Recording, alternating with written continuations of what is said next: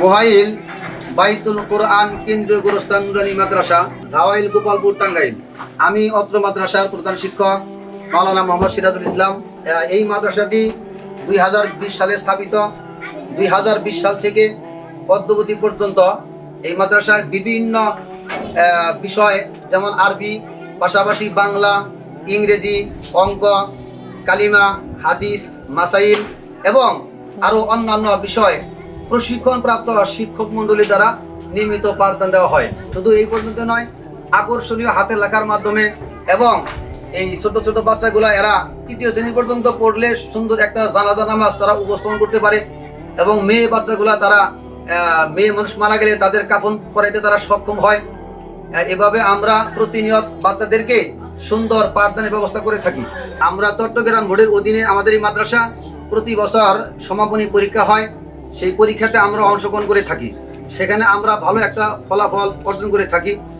গত বছর 2024 সাল আমরা অংশগ্রহণ করেছিলাম 26 জন ছেলে মেয়ে, সেখান থেকে 26 জনই আলহামদুলিল্লাহ A+ পেয়েছেন এবং 7 জন ছেলে মেয়ে তারা বোর্ড স্ট্যান্ড করেছেন।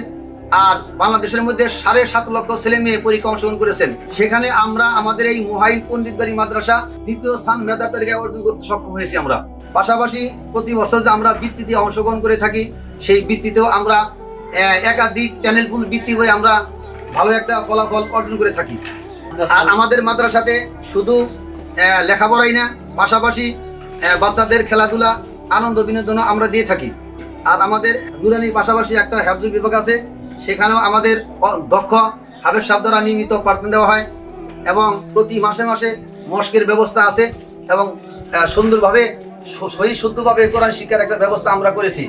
আর আমি যতদিন থেকে এই মাদ্রাসার মুতামিমের দায়িত্বে আছি, আমি দেখতে পাচ্ছি যে দলবল নির্বিশেষে এই গ্রামের মানুষগুলা তাদের অত্যন্ত পরিশ্রমের এবং চতুর্দিক দিয়ে তারা সহযোগিতা করে এই প্রতিষ্ঠান এখানে দাঁড় করিয়েছে। শুধু তাই নয়, অদ্যাবধি পর্যন্ত তারা এই মাদ্রাসার বিভিন্ন দিকে সহযোগিতা করে থাকে। যেমন হেফজখানা একটা সিলিংয়ের প্রয়োজন ছিল, গ্রামের মানুষ, আশেপাশের মানুষ এরা বিভিন্নভাবে সহযোগিতা করে তারা এই সিলিংয়ের ব্যবস্থা করে দিয়েছেন।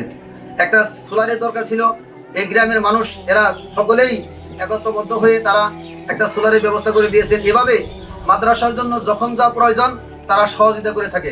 শুধু আর্থিক দিয়েই না, তারা তাদের ছেলে মেয়েদেরকেও মাদ্রাসায় দিয়ে এই মাদ্রাসাকে তারা সহযোগিতা করে থাকেন। এই বছরে আমাদের ডিসেম্বরের শুরু থেকে ভর্তি শুরু হবে এবং 1 জানুয়ারি থেকে আমাদের ক্লাস শুরু হবে।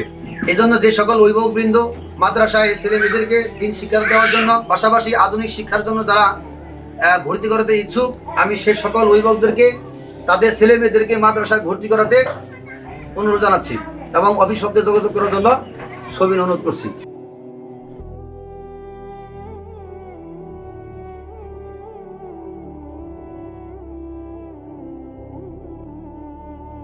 আসসালামু আলাইকুম। আজকে আমি যে মাদ্রাসায় এসেছি, এই মাদ্রাসার পড়াশোনার মান খুবই ভালো, পাশাপাশি এই মাদ্রাসার পরিবেশ অনেক সুন্দর। এই মাদ্রাসায় যেরকম ইসলামিক শিক্ষা দেওয়া হয়, সেভাবে আধুনিক শিক্ষায়ও বাচ্চাদেরকে শিক্ষিত করা হয়। পাশাপাশি বাচ্চাদের নৈতিকতা, মূল্যবোধ সব দিকে যেন বাচ্চারা বেড়ে উঠতে পারে, এই জন্য শিক্ষকগণ সর্বোচ্চ সহযোগিতা করেন। আর এই মাদ্রাসার শিক্ষকগণ অত্যন্ত আন্তরিক, সবাই খুবই দক্ষ এবং সততার সাথে ছাত্রদেরকে পড়ান এবং ছাত্রদেরকে নিজের ছেলের মতো, সন্তানের মতো করে তাদেরকে শিক্ষা দেন। এই কারণে এই মাদ্রাসা বিগত বছরে পুরো বাংলাদেশে 2য় স্থান অধিকার করেছে। তো আপনারা এই মাদ্রাসায় এসে দেখতে পারেন এবং আপনাদের বাচ্চাদেরকে দিতে পারেন ভবিষ্যতের জন্য। আসসালামু আলাইকুম। আমার গ্রামের নাম মোহাইল। আমার গ্রামের মানুষের প্রচেষ্টায় একটা মাদ্রাসা গড়ে উঠছে। এখানে এটা নুরানি এবং হেফজখানা আছে। এখানে পড়ালেখার মান খুবই ভালো হয়। আমি আমার মেয়েকে এখানে ভর্তি করাবো, আপনারা আপনাদের সন্তানদেরকে এখানে পাঠাবেন। আমি মাদ্রাসার একজন অভিভাবক। এখানে আমার মেয়েকে দিছি পড়ানোর জন্য। এই জায়গায় হচ্ছে পড়ার মান অনেক ভালো, শিক্ষকদের ব্যবহার অনেক ভালো, সব দিক দিয়ে অনেক ভালো। আসসালামু আলাইকুম। আমি মোহাম্মদ আক্তার হোসেন সরকার। এই মাদ্রাসার গুণগত মান অনেক ভালো। আপনারা এলাকাবাসী এবং গ্রামবাসী আপনাদের শিশু সন্তানদেরকে দিয়ে এই মাদ্রাসাকে উন্নতির পথে এগিয়ে নেবেন এই আশা এবং প্রত্যাশা করে আমার সংক্ষিপ্ত বক্তব্য শেষ করছি।